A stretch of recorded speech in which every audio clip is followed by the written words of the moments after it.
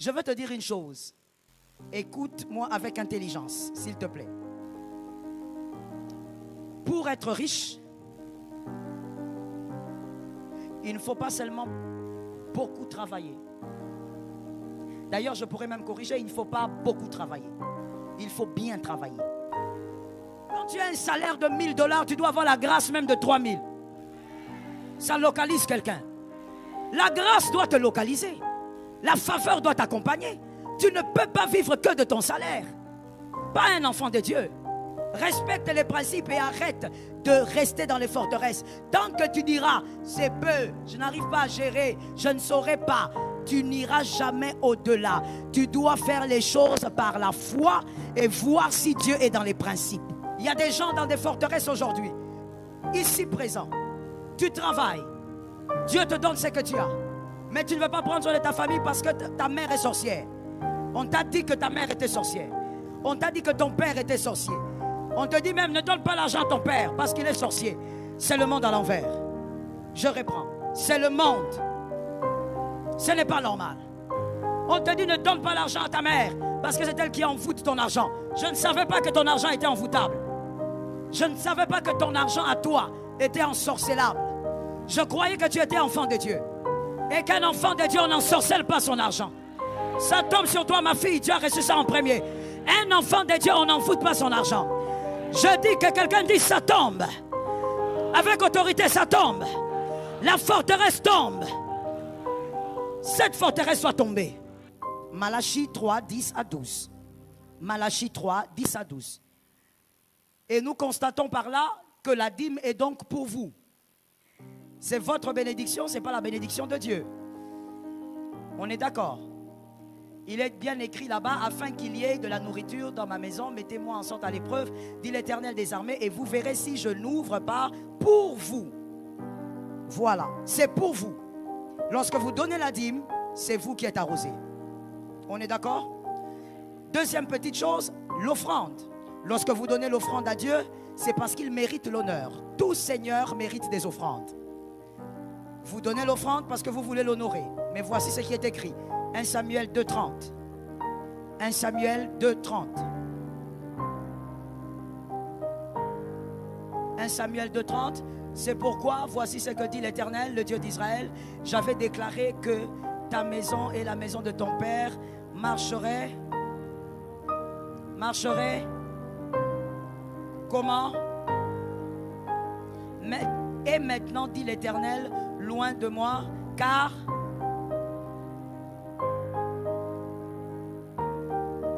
Bon, on va répondre ça comme des bons étudiants. Car j'honorerai celui, mais... Donc, quand tu donnes la dîme, tu honores Dieu. Et donc, qu'est-ce qui te revient? Quand tu donnes plutôt l'offrande, tu honores Dieu. Et qu'est-ce qui te revient? Qui reçoit cet honneur? Merci. Nous avons vu que dans ces deux choses, que généralement les chrétiens ont pour habitude de donner, les deux choses créent des flèches qui reviennent vers qui? Vers qui? Vers vous. C'est pour vous toutes ces deux choses. Dieu ouvre les écluses des cieux, c'est vous qui êtes bénis. Dieu vous honore, c'est vous qui êtes honorés. Mais même dans ces deux choses, il y a des chrétiens qui ont du mal à les honorer quand même. Bloqués par des forteresses. Par exemple, je reste d'abord sur les deux choses. La dîme et l'offrande du Seigneur. Toi, tu dis, je veux donner à l'orphelin. Ça ne se donne pas à l'orphelin. C'est une forteresse que tu t'es placée. La part de l'orphelin reste la part de l'orphelin. Il y a même une femme qui m'avait scandalisé et je lui ai dit, voilà pourquoi tu ne manques jamais de promotion. Tu es toujours là depuis 15 ans. Tu es toujours au même endroit. Les petites filles viennent, elles te trouvent, elles montent. Et toi, tu dis, non, c'est parce qu'elles donnent le corps. Non, tu ne connais pas le principe spirituel. Si tu es païenne, tu vas toucher au fétiche. Mais si tu es chrétienne, respecte les principes. Elle prenait sa dîme pendant plus de 5 ans. Elle donne aux mendiants. Oui, quand elle va comme ça vers la ville, comme c'est une dîme assez consistante, elle enlève, elle donne une partie ici. Quand elle évolue, elle donne encore là-bas. Elle ne fait que donner. Mais attends, tu es en train d'amputer la rosée du ciel sur ta tête. Il faut que tu sois capable de briser cette forteresse et d'honorer Dieu. D'ailleurs, d'honorer Dieu pour bénir qui? J'ai entendu une seule personne. Je vais reprendre la phrase. C'est la forteresse, elle doit tomber. Tu dois honorer Dieu pour bénir qui? Toi-même. Reprends à donner ta dîme et les offrandes avec régularité. On n'utilise pas la dîme pour payer les dettes. D'abord, pourquoi tu as des dettes? Ne sais-tu pas que c'est interdit pour les enfants de Dieu? Ne lis-tu pas l'écriture? On dit qu'un enfant de Dieu ne doit pas avoir des dettes. Parce que les dettes font quoi? Appauvrissent. Appauvrissent. Le tissage, tu as pris quelque part. La blouse, la jupe, les chaussures, et ce qu'on ne voit pas. Que Dieu te délivre du mal. Mais voici maintenant, quand ton argent appartient à Dieu et que tu ne donnes que la dîme et l'offrande, Monsieur Grâce, il est dans le royaume, il ne donne que la dîme et l'offrande, tu n'as rien fait. Tu n'es pas différent de quelques païens. Tu n'as rien fait. Il n'y a rien d'extraordinaire dans ce que tu as fait. Cela ne voudrait pas encore dire que ton argent appartient à Dieu. Or, ton argent appartient à Dieu. Je reprends. Ton argent appartient à Dieu. Je brise encore. Ton argent appartient à Dieu. Quand l'argent rentre, avant de penser à tes enfants, tu penses à Dieu. Donc, en dehors de la dîme et l'offrande, lorsque tu travailles, tu dois contribuer à l'épanouissement du royaume. L'épanouissement. Est-ce que depuis que tu es né, on va dire ça comme ça, j'ai senti, je voulais dire depuis cette année, mais j'ai senti l'Esprit me dire, parle depuis de sa naissance, car je suis là, je suis témoin de tout le monde. Le Saint-Esprit est notre témoin. Depuis ta naissance, tu as donné combien pour l'évangélisation dans le monde arabe? Tu as déjà donné combien depuis ta naissance? Tu as déjà sorti combien pour l'évangélisation dans tous les pays où les chrétiens sont acculés, meurtris? Tu as déjà donné combien? Car la part de Dieu doit entrer. C'est ton argent et l'argent de Dieu, ça doit contribuer à gagner les âmes. Dans ton propre village, qui est déjà allé dans son village natal? S'il vous plaît, on lève la main. Merci. Les autres, vous voyez? Hybride. Dans ton propre village natal, il y a des âmes qui se meurent. As-tu déjà donné de l'argent pour qu'on évangélise là-bas? Tu dis que moi je ne peux pas aller parce que moi je suis ici. Mais voici, vous êtes évangéliste. Allez évangéliser dans mon village. Ton argent doit contribuer à l'avancement du royaume. Il y a même des gens qui ont du mal. L'église locale que Dieu t'a donnée. Mais tu as même du mal d'acheter la pile de l'horloge. Tu ne penses même pas que l'horloge fonctionne avec une pile. Combien de fois quelqu'un est venu me dire, ou même m'envoyer un texto, pasteur, excusez-moi, mais nous sommes à Kinshasa, il y a la réalité du courant. Combien coûte le carburant que vous dépensez tous les dimanches? Personne. Mais voici ce que tout le monde sait faire.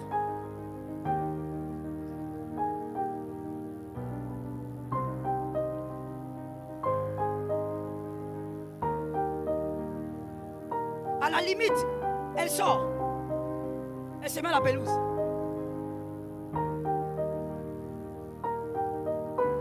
Tu ne sais pas que ton argent, tu dois penser royaume quand tu as ton argent en banque. Tu pouvais même prendre une portion. Tu te dis, dans mon salaire, en dehors de la dîme, de l'offrande, comme je dois contribuer à l'avancement du royaume, je veux créer un compte où je veux mettre 5 $ chaque mois. Et après 6 mois, je vais commencer à donner pour l'évangélisation. Non, toi tu es dans autre chose. Toi tu es dans la focalisation de soi. Que quelqu'un me regarde et dise ceci. La focalisation de soi est diabolique. Je veux le reprendre pour toi. Tu ne l'as pas bien dit. La focalisation de soi est diabolique. Mon argent, pour ma famille, pour ma maison, pour moi ceci. Je travaille dur. Tu ne travailles pas dur, Jésus te donne la vie. S'il ne te donnait pas la vie, tu n'allais pas oser dire ce que tu dis. Ceux qui sont au cimetière ne peuvent pas oser dire ce que tu dis. Certains même diraient, donne-moi une seconde chance, Seigneur. La focalisation sur soi est diabolique. Regardons ça dans les Écritures. Ok, Nombre 21, 8. Nombre 21, 8. Dieu dit à Moïse, puisque les serpents mordent le peuple d'Israël, élève donc un serpent de rein. Tout celui qui est capable de regarder le serpent de rein est délivré de la morsure du serpent. Lorsque le serpent te mord, Dieu dit, toi regarde. Lorsque tu travailles, regarde Jésus. Lorsque tu as ton argent, regarde Jésus. Lorsque, je n'entends pas pourquoi. Je sais qu'on brise les forteresses, mais il faut m'aider à les briser. Lorsque tu reçois un grand petit salaire, le serpent de rein d'abord. Focalise-toi d'abord sur lui avant de dire non, j'ai trop de problèmes. Tu ne peux vivre la victoire qu'en regardant le serpent de rein. Apprends à tes enfants que quand l'argent rentre, on pense d'abord à Jésus. Est-ce que quelqu'un m'entend? Il y a quelqu'un qui va dire, mais pasteur, moi mon salaire est trop limite. Mais tu sais pourquoi? Mais parce que tu es dans une forteresse. Parce que tu continues à vivre comme quelqu'un justement qui a un salaire limite. Ce que tu devrais faire, c'est aller au-delà de ce que tu penses pour voir les résultats qui vont au-delà. Tu as le même salaire aujourd'hui, tu enlèves la dîme, tu enlèves l'offrande et tu dis, je vais enlever 20 $ pour le royaume. Et on verra si le mois prochain, tu n'auras que ton salaire. L'homme de Dieu aime dire ceci. L'apôtre Timothée dit souvent, vivre avec son salaire est une malédiction. Un enfant de Dieu ne peut pas vivre qu'avec son salaire. Car l'Éternel Dieu dit, au-delà même de cela, David a dit, oui, le bonheur, où est ta grâce? Quand tu as un salaire de 1000 $, tu dois avoir la grâce même de 3000. Ça localise quelqu'un. La grâce doit te localiser. La faveur doit t'accompagner. Tu ne peux pas vivre que de ton salaire. Pas un enfant de Dieu. Respecte les principes et arrête de rester dans les forteresses. Tant que tu diras, c'est peu, je n'arrive pas à gérer, je ne saurai pas, tu n'iras jamais au-delà. Tu dois faire les choses par la foi et voir si Dieu est dans les principes. Que Dieu visite quelqu'un. J'ai aimé cet amen-là. J'ai senti que les forteresses sont tombées. Dans ces forteresses-là, par rapport aux données à Dieu, au royaume, il y a deux forteresses majeures dont je veux parler rapidement. Dans la forteresse qui empêche les gens de donner à Dieu, la forteresse, il y a deux forteresses majeures qu'il faut toi-même renverser. La première, c'est ce que je viens de dire. J'en ai peu, je ne pourrai pas. Si tu en as peu, agis avec un Dieu qui a tout. Est-ce que quelqu'un m'entend? Le fait d'avoir ton salaire et de dire j'ai trop de dettes, je ne veux pas m'en sortir, je dois d'abord payer les dettes, je ne payerai pas la dîme. Sais-tu que tu es en train de t'enfoncer? C'est une forteresse que le diable place en toi et tu vas continuer à t'enfoncer. Commence par vivre comme celui qui sait qu'il sert un Dieu qui a tout. L'apôtre Paul a dit, plaire d'abord aux hommes avant de plaire à Dieu. J'ai entendu deux amens. Plaire d'abord aux hommes avant de plaire à Dieu. Plaire d'abord à ton voisin avant de plaire à Dieu. Plaire d'abord à Dieu. Est-ce que quelqu'un m'entend? Jésus est terrible. Fais tomber cette forteresse-là. Je veux te dire une chose. Écoute-moi avec intelligence, s'il te plaît. Pour être riche, il ne faut pas seulement beaucoup travailler. D'ailleurs, je pourrais même corriger, il ne faut pas beaucoup travailler. Il faut bien travailler. Il y a une nuance entre beaucoup et bien, car on peut beaucoup et mal. Il faut bien travailler. Et au-delà de ça, le pauvre qui veut être riche doit vivre comme un riche. Le riche ne vit pas dans les dépenses, les riches vivent avec le minimum.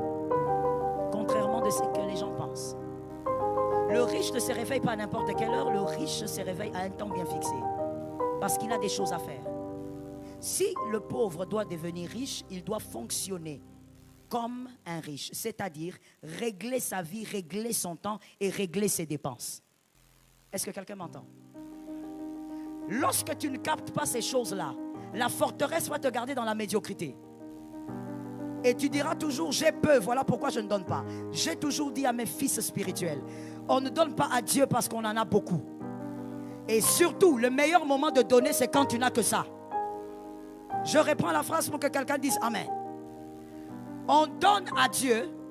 Le meilleur moment de donner à Dieu, c'est quand tu as. Quand tu n'as que ça. C'est ça le meilleur moment de donner à Dieu. C'est là que tu donnes à Dieu et ça a de l'impact dans le cœur de Dieu. Parce que là, tu l'as fait en te sacrifiant. Tu n'as pas donné le superflu. Est-ce que quelqu'un me capte? Une autre forteresse à faire tomber dans le donner à Dieu. Que nous vivons partout dans le monde. Vraiment partout.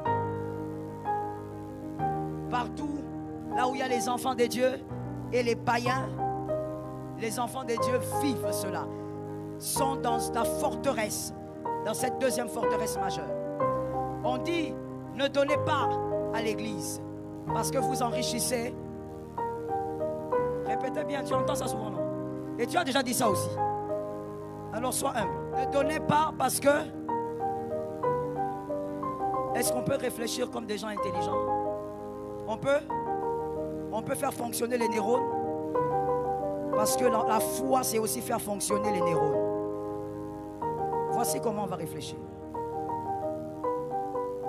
Grâce, venez là. Disons, Monsieur Grâce, regardez le peuple.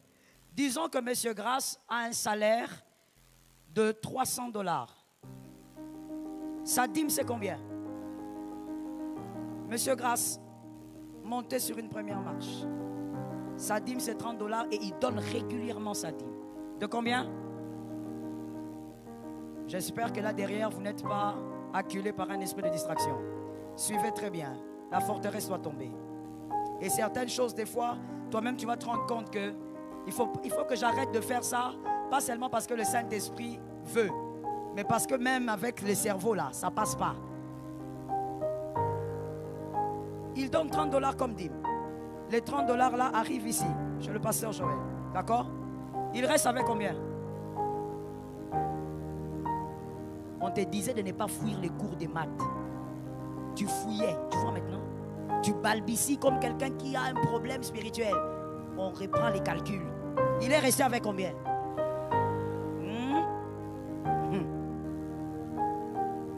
Il a donné la grande partie ou il est resté avec la grande partie? Monsieur Sem aussi est mon fils. Lui, il est payé 200 $. Il donne la dîme de combien? Monte, mon frère. De combien?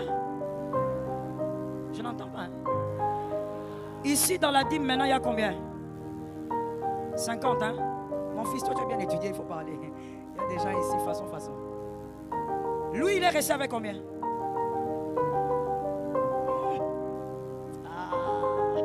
Il ne fallait pas fuir l'école. Il est resté avec combien? Là-bas aussi, à riche, c'est mon fils. Très fidèle.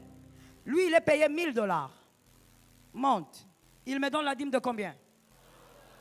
J'ai combien de dîmes? Combien? Lui, il est resté avec combien? Viens, Martial. On va t'ajouter même toi aussi. Notez bien, hein, pour ne pas oublier. Mais écrivez quelque part même. Lui, il est payé 500 $. Il me donne combien? Combien sont dans la dîme? Pardon? Il y a des gens ici, on va recommencer l'école. Combien ici? Il est resté avec? On fait réfléchir ça. Sans même ouvrir la Bible. On va faire réfléchir ça. Oh, si tu donnes là-bas, le pasteur Joël va devenir riche. Vous enrichissez ces gens-là. Nous sommes dans un pays pauvre. Celui-là, il est payé 50 $. Il donne aussi régulièrement sa dîme. C'est combien? J'ai la dîme de combien? Celui-là, il est payé 20 $. J'ai la dîme de combien? Ici, maintenant, j'ai total combien? Combien? 207, hein? Commençons par celui-ci qui a beaucoup. Lui, il était resté avec combien? 900. Il a donné au pasteur combien?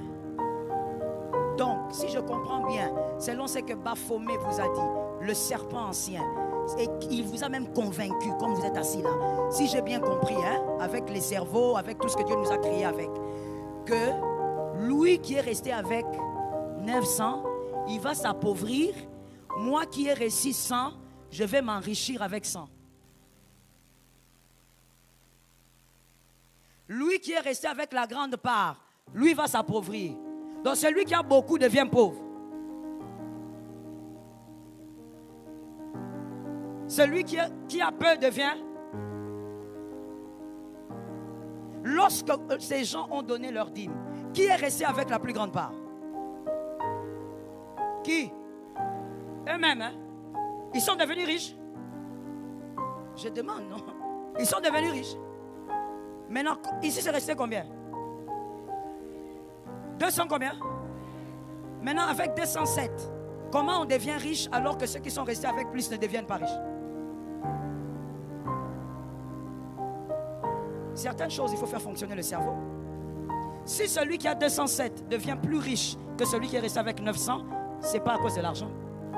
Il y a autre chose qui est entré en jeu. Est-ce que quelqu'un m'entend?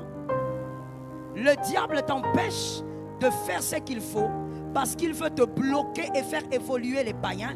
Eux ne donnent pas 50 $ comme dîme. Les païens qui aiment la réussite, qui sont entrés dans des loges, ne donnent pas 100 $ comme dîme. Eux, ils donnent leur mère. Ils couchent avec sa fille. Ils donnent son fils aîné. Et tu crois que toi, que Baphomet a bloqué dans la tête en disant je ne sais pas quoi en lingala, c'est difficile. Toi, tu dois rester avec ton argent. Et tu vas sur le même terrain. Celui qui a donné son père, tu crois que toi, tu seras au-dessus de lui? Jamais. Jamais. C'est impossible que tu sois au-dessus de celui qui a donné son père, alors que toi, tu es bloqué par les forteresses, tu ne veux pas obéir aux petits principes de Dieu. Ainsi, tu verras quelqu'un en train de pleurer à l'église. Toutes les larmes ne sont pas les bonnes larmes à l'église. Hein? Ouais. Tu verras quelqu'un en train de pleurer. Seigneur, comment tu peux m'abandonner? Je suis ton fils. Je suis allé demander le travail. On me demande d'être homosexuel. Oh, tu n'as pas à pleurer. Le problème, c'est toi. Comment ces homosexuels-là ont pris le pouvoir? Comment ils sont devenus chefs partout? Toi, où est ton Dieu? Hier, il n'a pas dormi sur le lit. Il a dormi sur le corps d'un cadavre. Toi, tu dis, non, non, non. Moi, selon ce que j'ai compris, quand je donne, j'enrichis. Donc, tes 50 $ m'enrichissent, mais toi, ce que tu restes avec ne t'enrichit pas. Quel monde! C'est là qu'on comprend que tu es vraiment dans le monde. Parce que tu as même fait bloquer ta capacité de réfléchir. Il faudrait que ceux qui sont dans le monde ne soient jamais supérieurs à celui qui est enfant de Dieu. Là où tu es, il faut que l'autorité de l'onction t'impose. Joseph, quand il arrive, les autres ne peuvent plus voir. Parce que l'onction est avec lui. Et donc c'est dans le respect de tous les principes. Regarde un voisin, dis-lui, respecte les principes. Regarde un autre voisin, dis-lui, respecte les principes. Ne te laisse pas mentir, ne te laisse pas déstabiliser par le mensonge du serpent. Tu dois connaître la vérité. Qu'est-ce que Dieu veut pour toi? Mon frère, l'évangélisation n'est pas gratuite. On doit gagner les âmes, ça demande. Lorsque les musulmans veulent construire leur mosquée, tu crois qu'ils sont en train, ils se mettent à terre pour construire leur mosquée? Tu as déjà vu comment ces hommes-là cotisent pour construire leur mosquée? C'est extraordinaire. Toi-même tu te demandes, mais nous sommes des, excusez-moi les termes, hein, nous sommes des animaux, nous sommes des chats, ou nous sommes qui? Comment des hommes que nous disons qu'ils n'adorent pas le vrai Dieu? Regarde comment ils se mobilisent pour une maison faite de briques, mais parce qu'ils savent que c'est le lieu de l'adoration. Mais c'est terrible. Tu verras des jeunes garçons de votre âge là, au lieu de courir derrière les gens, ils travaillent, même le peu qu'ils font, ils se dépouillent pour construire la mosquée. Que l'Éternel délivre ton système de pensée. Que je disais que Jésus délivre ton système de pensée. Que Jésus brise le mensonge au nom de Jésus. Que Jésus renverse la forteresse au nom de Jésus. Lève-moi ta main droite et dis avec moi, Seigneur, délivre-moi de ce mal. On finit en parlant de cette dernière forteresse. Les garçons, restez là s'il vous plaît. On finit en parlant de cette dernière forteresse. Toujours sur le plan du travail. Le diable te convainc que tu dois travailler, mais attention, tu ne dois pas aider ta famille. Tu dois travailler, mais ne pas aider ta famille. Pour plusieurs raisons de forteresse. 1 Timothée 5,8. 1 Timothée 5,8. 1 Timothée 5,8. Si quelqu'un n'a pas soin des siens, et principalement de ceux de sa famille, il a renié la foi. Et il est pire. Ton argent, j'avais dit, c'est pour le royaume. Et ensuite, voici la forteresse dans laquelle on a mis plusieurs d'entre nous. Le serpent a travaillé ça depuis des années.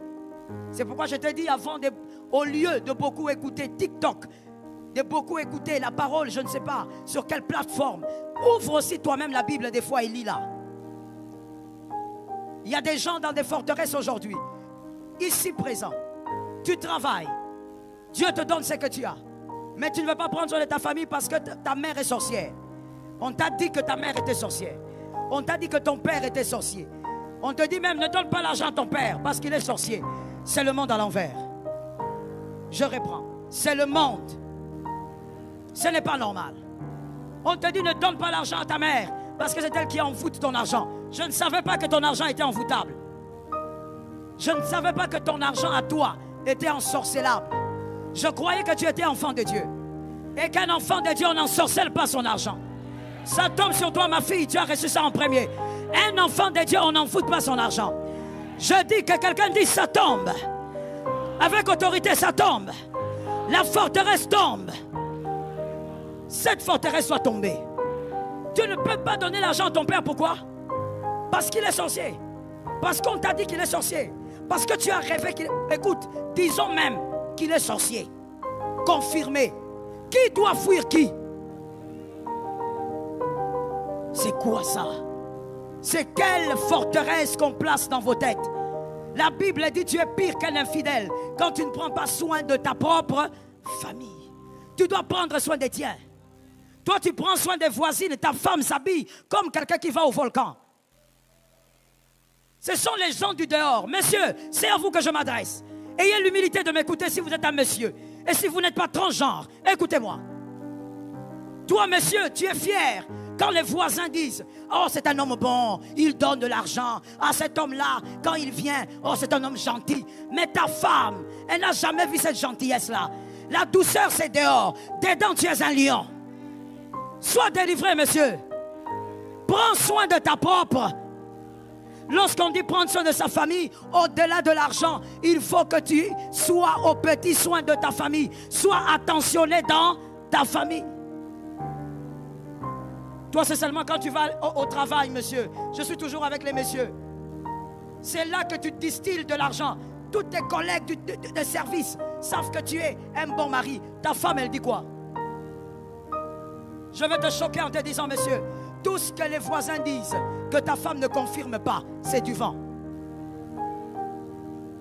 Tout ce que tes collègues au travail disent, oh, il y a un monsieur gentil. Il n'est pas un monsieur gentil. C'est parce que vous le voyez 4 heures ou 6 heures par jour.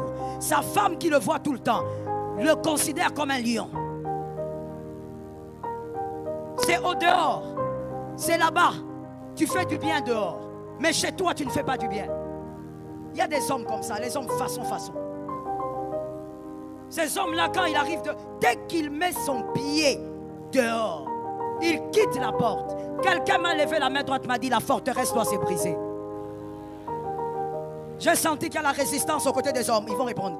Que les hommes disent la forteresse doit se briser.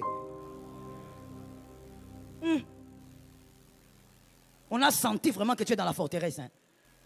Dès que tu mets la jambe dehors, c'est fini. Le monsieur change. C'est comme si on lui a donné, c'est comme s'il était Fantomas. Qui ont connu Fantomas? Les personnes antiques, ne cachent pas ton âge. Qui ont connu Fantomas? Voilà, les gens de temps de Lumumba. Dès qu'il met sa jambe dehors, c'est le sourire. Il devient un autre homme. Il sourit à tout le monde. C'est lui qui félicite toutes les femmes. Vous êtes bien habillée, madame. Vous êtes bien... Et il ne s'arrête pas là. Ouh là là, vous avez une belle taille. Dieu est bon. Vous êtes bien crié là. Oh là là. Il ajoute même, vous avez bonne mine. Mais sa femme là-bas, ça fait 10 ans qu'il n'a pas complimenté sa femme. Ça fait 20 ans qu'il n'a pas complimenté sa femme. Il ne la regarde même plus. Il ne sait même pas quelle coiffure elle a. Mais c'est au dehors que toi tu es un homme bon. L'apôtre Paul dit, tu es pire qu'un infidèle. S'il y a quelqu'un que tu dois rendre heureux, c'est d'abord les gens de ta maison. C'est pourquoi lorsque les disciples avaient le feu de l'évangile, ils voulaient aller prêcher partout, en Éthiopie, tout ça. Jésus leur a dit, chut, calmos, commencez chez vous. Commencez d'abord à Jérusalem. N'amène pas la parole en Afrique si à Jérusalem il n'y a pas la parole. Ne va pas amener la parole là-bas en Libye si en Jérusalem. Commence d'abord. N'allez pas en Afrique noire, restez d'abord là. Ils ont commencé en Jérusalem. Toi, ton argent, c'est seulement les gens du dehors qui en bénéficient. Tu es là en train de dire, j'aide beaucoup les orphelins, moi, beaucoup. Dans ta famille aussi, il y a des orphelins. Tu les aides? Tu as aidé combien? Tu as fait étudier qui? Voici la raison. Ils sont des sorciers. Quelle forteresse! Je dis ceci. Ce n'est pas à toi de craindre le sorcier. C'est au sorcier de te craindre et de faire place à la gloire. Ça tombe sur celui qui est intelligent. Ton père, qu'il soit sorcier ou pas, tu prends ton argent, tu déclares, je suis béni par l'Éternel et j'honore mon père car il est écrit, honore ton père. On n'a pas dit honore ton père saint, honore ta mère sainte. On a dit ton père, qu'il soit fou. Voilà pourquoi j'ouvre une parenthèse en disant, tous les enfants, tous les fils et les filles qui sont ici, surtout vous les jeunes, impolis envers les parents, tu ne sais pas ce que tu fais. Je te donne un conseil gratuit, surtout pour vous les hommes. Ne fais jamais pleurer ta mère. Que ses larmes ne coulent jamais en ton nom. Veille sur ça. Si tu as déjà fait pleurer ta mère, quand on va prier, tu vas te mettre à genoux de là où tu es et tu vas prier. Tu vas demander à Dieu de te pardonner. Une mère, celle qui t'a porté, elle a saigné pour toi. Les larmes coulent en ton nom. Et tu es à l'aise, tu portes la veste. Mon frère, tu finiras médiocre. Tu épouseras aussi une femme qui te fera pleurer. Car celui qui a fait pleurer une mère récolte les larmes. Et tu récolteras les larmes dans le parcours. Toi qui as la grâce d'avoir encore ta mère, honore ta mère. À son anniversaire, donne-lui des pagnes. Offre-lui des choses. Honore ta mère. Lorsque même c'est ton anniversaire, amène un pagne à ta maman. C'est grâce à elle que tu es. Ton papa a donné la sémence, c'est maman qui a amplifié. Honore ton père. Si le papa est sorcier, ton onction sera au-dessus. Il ne te fera. J'ai entendu la réponse là derrière, je sens l'onction. Déclare encore, il ne te fera. Oh non, mon argent pour donner à mon papa. Regarde les forteresses. Regarde les forteresses. Je suis en train de finir, alors regarde bien. Monsieur Martial, regarde ici. Vous tous d'ailleurs, retournez-vous. Maintenant, monsieur, toi tu viens ici. Monte jusque là. Voilà. Soyez derrière lui maintenant. Arish, toi sois le dernier. La file. Soyez rapide, on va finir. Arish, soyez le dernier. Voici la forteresse qu'elle a dans ta tête. Et tu crois que ça fait quelque chose. Tu sais, des fois le diable il regarde, le diable rit, il dit bon, non, je vais te choquer en disant ceci. Est-ce que vous savez, maman Sylvie, que le diable, lorsqu'il vous place dans une forteresse de pensée, il peut vous laisser vivre les résultats d'un mensonge pour vous garder dans le mensonge. Toi, tu crois que c'est que tu fais, on a Simba. Mais le diable te garde dans le mensonge parce qu'il veut que tu restes. Regarde la forteresse. Ton papa, c'est celui-là qui est au fond là-bas. Non, comme mon papa est sorcier, jamais. moi je ne peux pas lui donner, il est malade. Ah non, non, non. On insiste dans la famille, donne à ton père quelque chose. Bon, je vais lui envoyer l'argent. Mais comme il est sorcier, s'il prend ça entre mes mains, il va m'envoûter.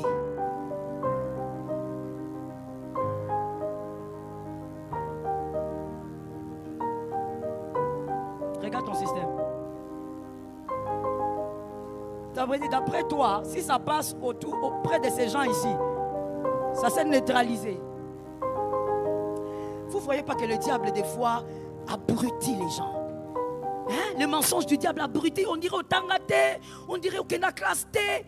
Donc, toi, tu crois que ce qui est entre tes mains n'est plus localisable par ton père sorcier parce que c'est passé entre les mains de plusieurs personnes. Mais que diront-on de ceux qui disent, il ne te connaît même pas. Il vient, il prend l'empreinte par le sable et il amène et ça t'attrape. Comment toi tu calcules ça? C'est pas la distance de ces gens qui neutralisent la chose, qui empêche à la sorcellerie d'agir. Mon Dieu, qu'on me donne un amen. Je sens que tu es dedans, hein? Tu es dedans, hein? Tu es sorti? Tu es sorti?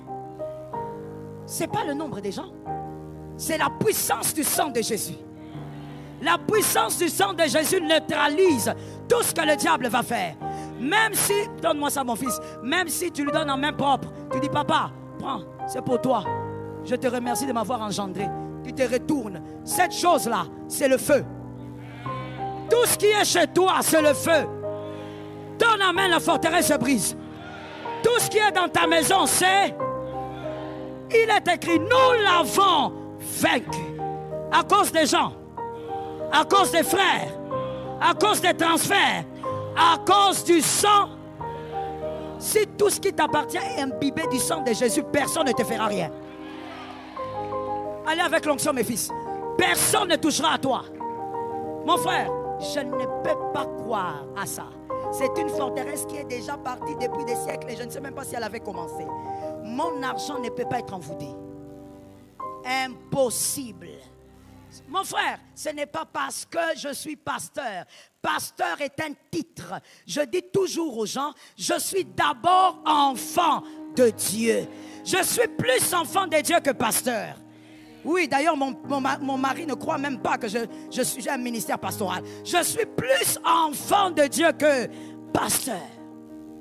On ne touche pas mes biens. De la même manière, mes enfants peuvent sortir sans que je les accompagne partout. Ils peuvent rencontrer les sorciers à l'école. Personne ne touche à quelqu'un. Car le sang de Jésus a protégé. Sors de cette forteresse au nom de Jésus. À partir d'aujourd'hui, ton argent déclare le sang de l'alliance. Et puis tu sais, au-delà de la déclaration du sang de Jésus, la chose aussi qui protège ton argent, ce sont les principes spirituels. Moi, je donne ma dîme, toi tu m'ensorcelles. Tu es fou, tu es sorcier. Ça n'arrivera jamais. Moi, je respecte l'offrande, toi tu m'ensorcelles. Par les finances, impossible. Est-ce que quelqu'un m'entend? Il est temps qu'on sache tu es enfant de Dieu ou pas. Pourquoi le diable a créé la forteresse au point de faire croire aux enfants de Dieu que c'était à vous de fuir? Éloigne-toi de la famille, ils sont tous sorciers. Tu vas aller où ils ne sont pas sorciers? Dans ta belle famille, ils t'attendent là-bas. Est-ce qu'on peut lire la dernière écriture? Lisons la dernière écriture. Éphésiens 3:20. Éphésiens 3:20. Or, celui qui peut faire, on va le lire tous ensemble si vous avez des bons yeux, sinon vous prenez votre Bible. Éphésiens 3:20. 1, 2, 3. La puissance agit où? Tu as la puissance?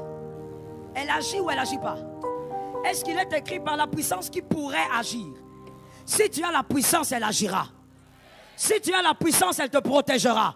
Si tu as la puissance, personne ne touchera à toi. Si tu as la puissance, personne n'envoûtera ce qui t'appartient.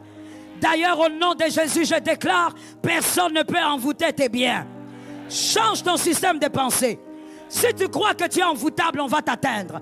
Personne ne peut t'envoûter. Personne n'envoûte tes enfants. Personne n'envoûte tes entreprises. Personne n'envoûte ton argent. Personne n'ensorcelle ta maison. Le sorcier qui s'approche voit le feu qui s'allume. Personne ne peut entrer dans ta maison pour tuer ton enfant. Quelqu'un m'a levé la main droite, a dit ce n'est pas possible. Personne ne peut toucher à ce qui t'appartient. Ta chaise au travail est sécurisée. Le travail que tu as est protégé. Peu importe qui prendra cet argent, il ne te détruira pas. Dis à quelqu'un, j'ai le feu en moi. Dis toi-même, j'ai le feu en moi. Répète ces paroles, le feu qui est en moi. Non, parle avec autorité, le feu qui est en moi brûlera jusqu'à imposer la lumière. Les ténèbres vont se dissiper. Je ne fuirai jamais les ténèbres. Je ne fuirai jamais les ténèbres. C'est un enseignement diabolique. Je suis la lumière du monde. Je veux éclairer dans les obscurités. Tout ce qui m'appartient est loin, béni, protégé, sécurisé, sanctifié. Au nom de... Commence à bénir ta maison. Bénis tes entreprises. Bénis ton travail. Bénis tes mains. Que l'œuvre de tes mains soit bénie.